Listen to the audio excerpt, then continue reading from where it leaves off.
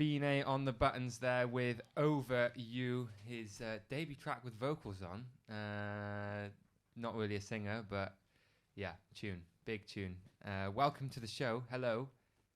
Hello. How you doing? Yeah, I'm good. How are you? I'm really good actually. The sun is shining. Life is good. Life is good. Life is very, very good. Yeah. For those who don't know, then, what's your name? Where you from? And what are you on? My name is Fiiné. I'm from Thailand, Bangkok. I live in Bristol. I make 140 grime, trap, hip hop, hyper pop. And yeah, I'm part of 1999 platforms. We're a collective, a family. And yeah, we make art, music, and everything really. An all-rounder? Yeah, maybe. Well, as you said, you're a producer, an artist, a mix and mastering engineer, a recording engineer, who also happens to be a highly skilled cellist. Just as you are. You're born and raised in Thailand. Your sound is an exciting blend of trap, funk, hyperpop, grime, with a knack of adapting to whatever is required by the artist. A true producer. You've always been a dope producer, but only in the last year have you committed to making it your full-time profession. What has that been like? Yeah, it's not been easy. It's been a really, really good time actually. It's been a really, really interesting year. It's been a hectic year as well. I think I like to think of the whole music making thing and the producing thing. It goes hand in hand with just life in general. I think it's just been a very crazy last year, just in life anyways, post uni for many of us. But yeah, a lot of moving around, a lot of trying to find places that will actually take us.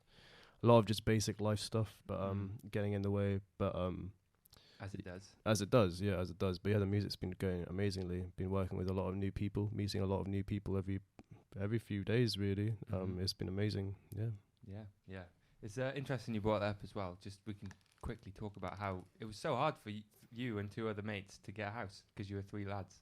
Oh, yeah. Take you. Yeah.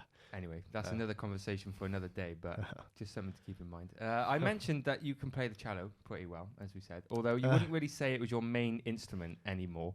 You now see Ableton as your main instrument. How has the mindset of treating Ableton as an instrument and practicing it as such helped you become a better producer? So I suppose you could say I'm from a fairly musical family. My old man, he taught me the cello since I was quite young. And he taught me every day. He made me practice every day.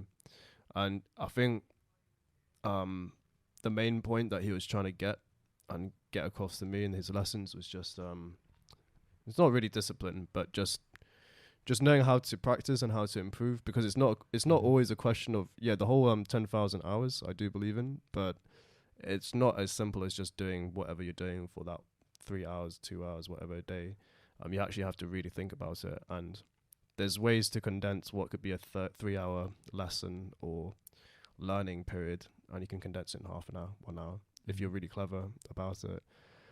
I think using that, so time management and efficiency, and applying that same kind of mindset to anything else, for me, it was Ableton, basically. That was the main thing that really helped. Yeah. And music theory as well, I suppose.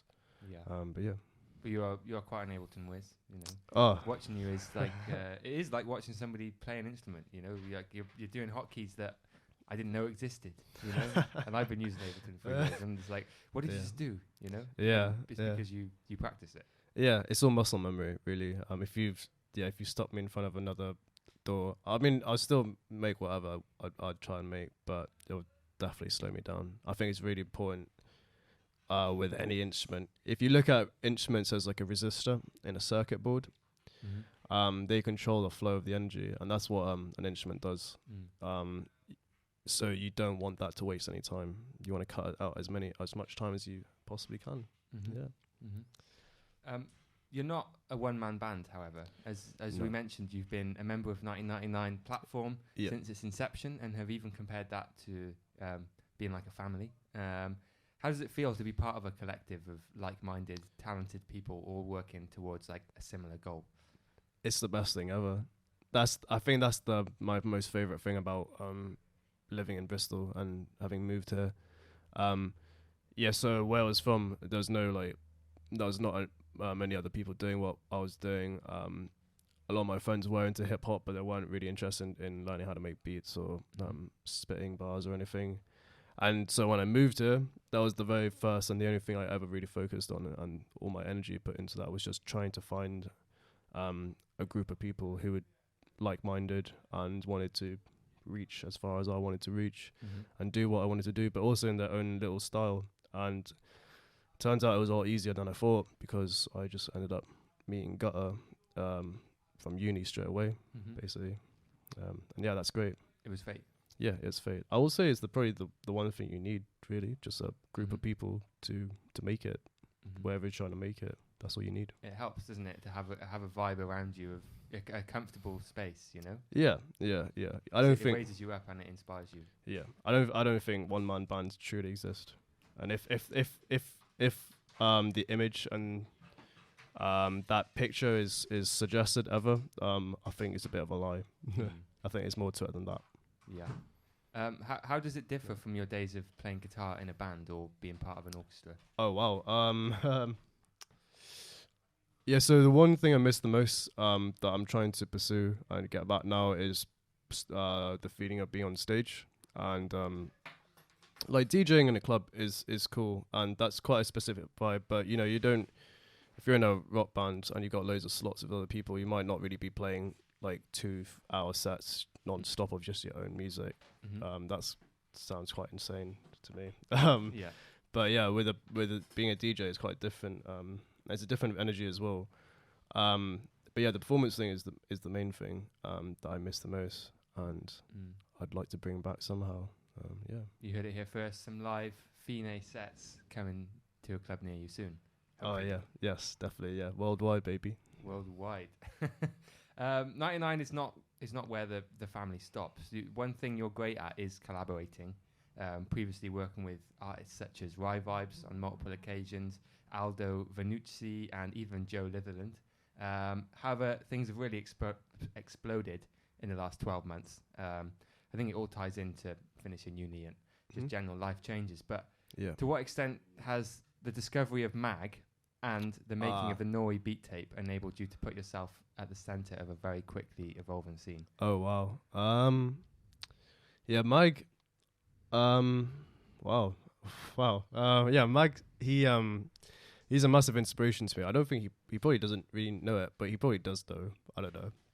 He's a very humble man. But yeah, Mag, I met him about a year ago now, and it was through Micah, who was here as well. He was on the show. That's how I met Mag and Vet. So they're both good friends of Mag, and we were living not too far away at the time, and Mag was still in Bristol, and so Micah, I met him a couple of times. But at that point, I recorded some cello stuff recordings with him and Omar for a film project, and so Micah brought Mag over, Vet over.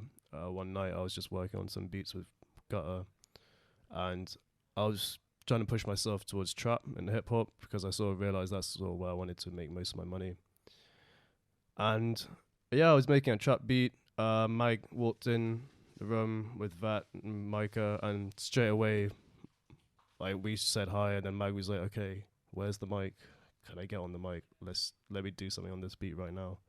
And he took over. Vat quietly just sort of started writing in the corner. Micah feels the vibe at the time, and cracked on and did his thing. And from there we sort of I think that moment was very was a catalyst for me myself personally. It's like starting to make beats and being a producer a lot more. So I started making trap beats on a regular at that point. I was still trying to properly learn it. I was only integrating trap into grime and stuff. It wasn't pure true trap or whatever, and the grime I was making was not pure true grime.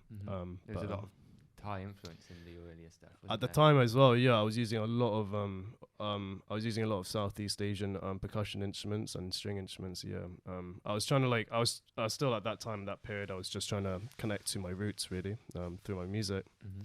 I guess a few months after that, probably half a year after that, it's been 3-4 months now from now, I made the Nora beat tape, and that was just there That was just 8 beats.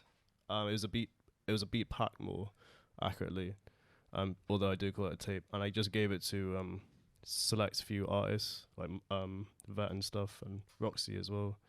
And yeah, so that was the first, like, I was selling beats here and there at that time, but that beat pack alone was sort of secured and made it, like, in my mind as well, made me realize that I can actually make a living off this, and just sell beat packs basically. Mm-hmm. Well, you really asserted yourself. You sold like all 8 beats. Yeah, I sold 6 of them, and 2 of them were sort of kind of claimed, but they are sort of still kind of claimed. It's a bit of a confusing one with those 2 ones, but yeah, I sold the whole thing basically. Yeah. And in that 1 week, and that was really good. That was a very keep your eyes peeled for those coming out. I mean, the first one just dropped recently, right, from that tape with Roxy. Oh no, that was not from the tape. No, that was before. But he heard that Revenge's beat. He heard that beat. Soon after that, we dropped No Good. And yeah, that's what we're working on right now. Mm-hmm. Soon come. Not yet, though. Oh, yeah. Shit. Lots to come. So some people may be going on their phones and being like, oh, who's this guy? I need to look him up. And looking at Fiiné and saying, but tunes only started in 2020 with Emblem on Spotify, or Aslo is Fiiné's first tune. And they say, what is Valek chatting? You know, where's all these tunes? And they would seem to be correct. Yes, that's true. But there was plenty before. Yes. It's just like with almost all my other guests, they've been deleted. Yes. Why do you think there's such a big trend of deleting stuff? Deleting stuff and making a fresh start with new music. You could sort of like, it's kind of like, if you want to see music making as how it's getting integrated into normal people's everyday normal lives as well, it's just becoming another extension of something similar to social media. People delete posts off Instagram all the time, and because they don't really reflect who they are at that point of time anymore. It's not really who they are as an artist or whatever. Same with Instagram, yeah. And yeah, with music, that happens a lot, especially with people our age. And also, we're all independent as well, and we're all independent producers and artists. So I think it's quite liberating in one sense to be able to have complete control over that, where I know people feel tied down sometimes by past releases, and to have the power, you yourself as an independent artist, to be able to take that down whenever you want, it's incredibly liberating, and needs to be used, because that was not a power that many artists had before, even though they've probably made a lot more money than we have. But yeah, it's something it's an opportunity that we can take advantage of, and I think it just changes the flow of like how people consume music.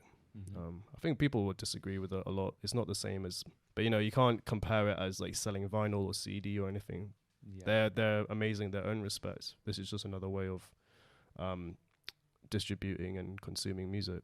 Yeah, I don't think it's a bad thing. I Not think it kind of makes it more exciting, because you never know if it might go. Yeah, you know? I mean the short way to say it is just rebrand. That's literally all it is to it. I could have just said all that and just say rebrand. Yeah. Well, there we go. Now we know. We know. Right, so time for some name dropping. Just spam some names of people you're working with or excited about in the scene. Oh.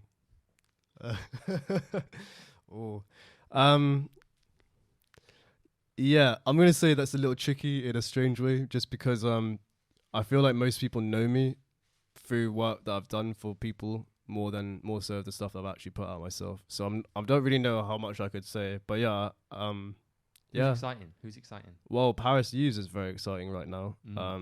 He's gone a little under the radar though, but for good reason. And I think a lot of people are biding their time. So soon come, you might see something sometime. But yeah, Paris Hughes is a very good artist. He's a very exciting artist to work with. We've been doing some stuff recently. I will literally not say any more though, because I'll leave it at that, because I think it'll be quite exciting. It's nice to have secrets, right? Yeah, it's nice to have secrets. Feels good.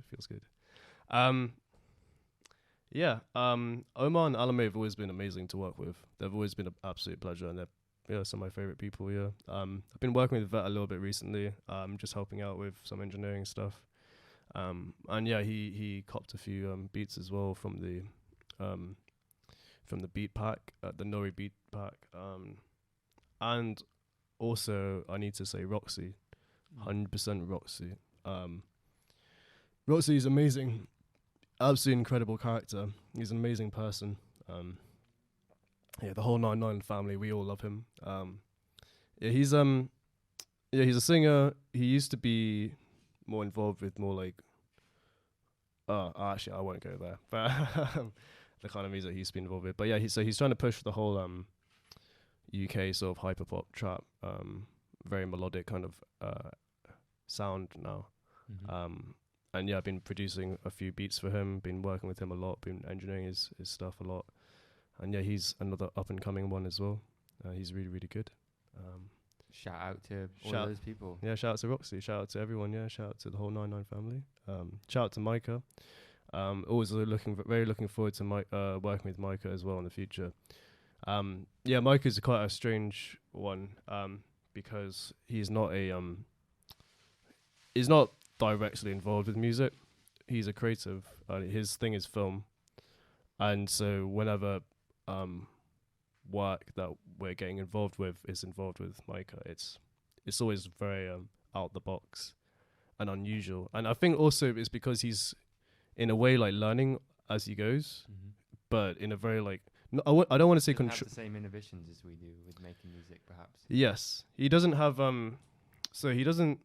It's kind of strange because he's not doing it as like a safe place. He's not like making art in a safe place in that sense. He's putting himself in very like difficult, strange situations that pushes art, and it's also very like untraditional. And the whole like, he's someone that really strongly thinks about formats of music. I feel like, even though I don't know if he's actually talked about it, but like how people consume art and where does that go and stuff. It's really, really interesting, and so he's someone I'm very, very, very excited to work with. And we've got a few things coming up, but it's all like written on the plans. Videos to record, actually, he'll be involved with. I think, he's going to get involved with some music videos that we're going to work on very, very soon in the next couple of months. Yeah. Well, to say it again, you heard it here first, my people. Heard it here first. Lots to come. Lots to come. And if you want to find out more about Micah, get to the Joe Valek YouTube channel and you can catch up on the interview we did with him there. Yeah. So the new Fiiné, the more recent version of Fiiné anyway, has Astro, Soldier Snipe, Dark and Cold, Over You, Trapping with Mario, collabs with Roxy, as you said, Gutter, and many things in the works, as you said. You've developed a really clear sound and style. It's pioneering, really. You know, crazy blends of hyperpop and trap, 140, Memphis. It's wild. How does it feel to be making new genres? Oh, wow. I did not expect that question. How do I feel? When you're actually doing it, like, what am I actually making right now? Okay, so I don't know if this will be much of a disappointing answer, but the truth is not very much, to be honest. Like, not the feelings that I'm not sure. So, I was saying earlier that the whole, like, you know, music being part of your life integrated, like, so for me, like, all this music stuff, especially the electronic music stuff and hip hop and all that, is extremely spiritual.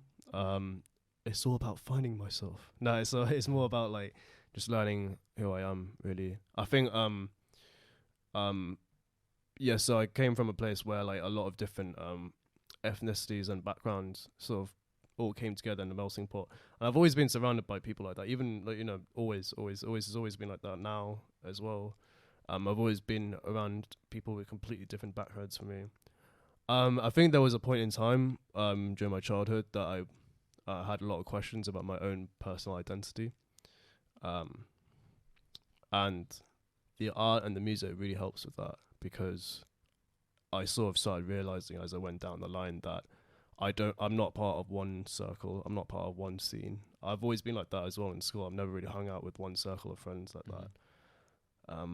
And yeah, so I can't really like, I don't find it satisfying enough to settle in just one sound. And if anything, it kind of like scares me that I'm locking up myself away and just like making trap or dubstep or garage or whatever. It doesn't really matter. Like, it's too, like, I'm trapping myself. So I just feel like myself, really. And the more I make stuff that is combining different stuff that I personally like without really caring too much what other people are thinking, I feel like more like myself, really. And I think that's a pretty good feeling. And how are we gonna take these new sounds and make them the new Bristol sound? They make it the new Bristol sound. I think it's really important to just not have a big ego about it and not be too protective about any of this as well. But at the same time, be really firm and strong with knowing and realizing what is good for the art form.